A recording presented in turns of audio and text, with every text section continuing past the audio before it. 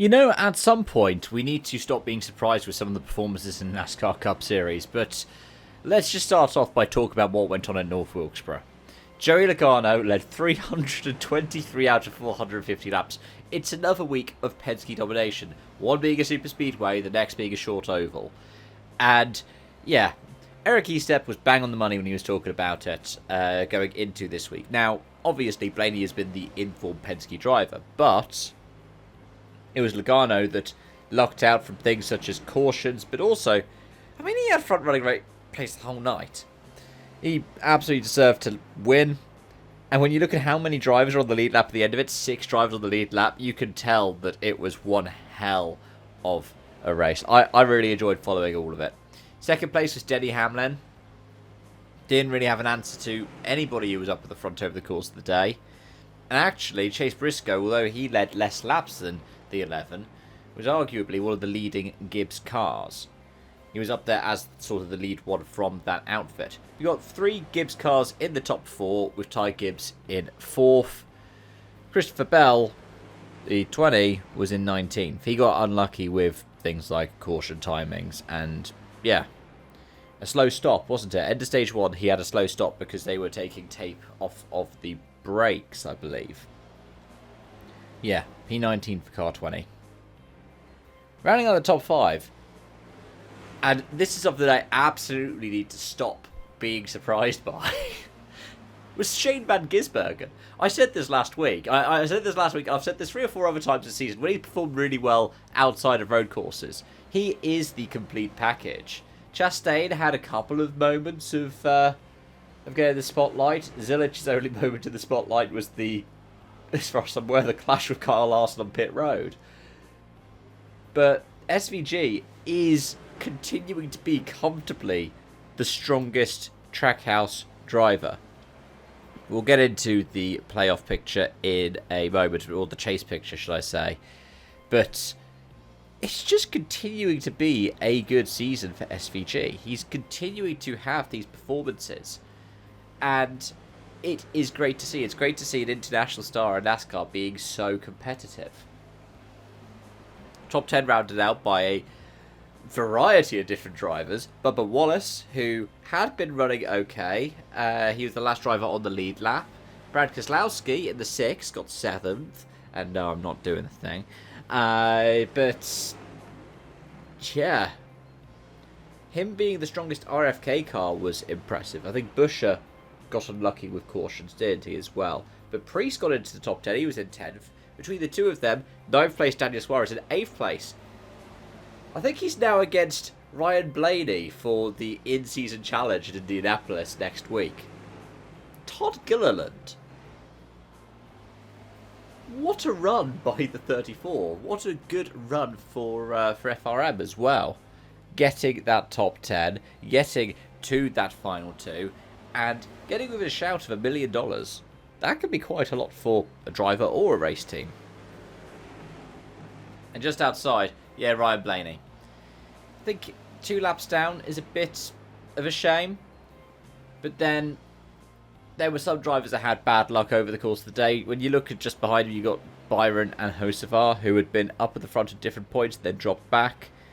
And then you have the 3rd Penske in 14th, Austin Cindric, just ahead of Kyle Larson. Kyle Larson, again, somebody who had some pace, had some misfortune, a bit like Chase Elliott, who ended up in 17th. But even then, the most unlucky was arguably the 48 out of the Hendrick cars down in 26th, who had his coming together with Tyler Reddick, who started 5th and came home 30th. Yeah, this season that started off so dominant has, for the regular season, just collapsed over the past handful, maybe up to past dozen races for Tyler Reddick. But I want to quickly just double back to P4 and Ty Gibbs, because Hamlin having this kind of performance on a short track, I mean, he's had some good short track performances before, but he's not been the most capable wheelhouse driver for that. Ty Gibbs, by the way, he won stage 1. He then had to drop all the way to the back because he got caught speeding on pit road at the end of stage 1. And then he gets back to the lead lap. Like, Ty Gibbs is now also one of those people who is the complete product. And that is awesome to see in NASCAR. Let's talk playoffs quickly just to wrap it up. And then we might talk briefly about Wilkesboro itself as a points race. Hamlin now leads with a race in hand over Tyler Reddick, 68 points the gap. Ryan Blaney, 87 off of the lead. And I think we have, 5 races left until the chase starts. The biggest movers and shakers were Hocevar up 1 into 7th, Briscoe up 2 into 8th, Busher down 2 into 9th, and Bell down 1 into 10th. But they're all quite close together anyways. It's 598 points for Hocevar down to 574 for Bell, and Busher and Briscoe are only 2 points apart. Then you have the bubble. SVG has climbed up 1 spot. He is now in 14th. He is currently... Is that 54? 54 points safe. Joey Logano has been the biggest climber into the playoffs. He's jumped up from 17th to 15th. And he is currently, 49 points safe? He's only 5 points behind SVG.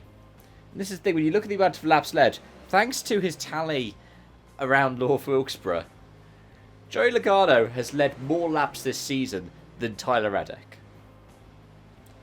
I don't care if it's a short oval that he's got 300 of those 400 laps led out of. That is an impressive run.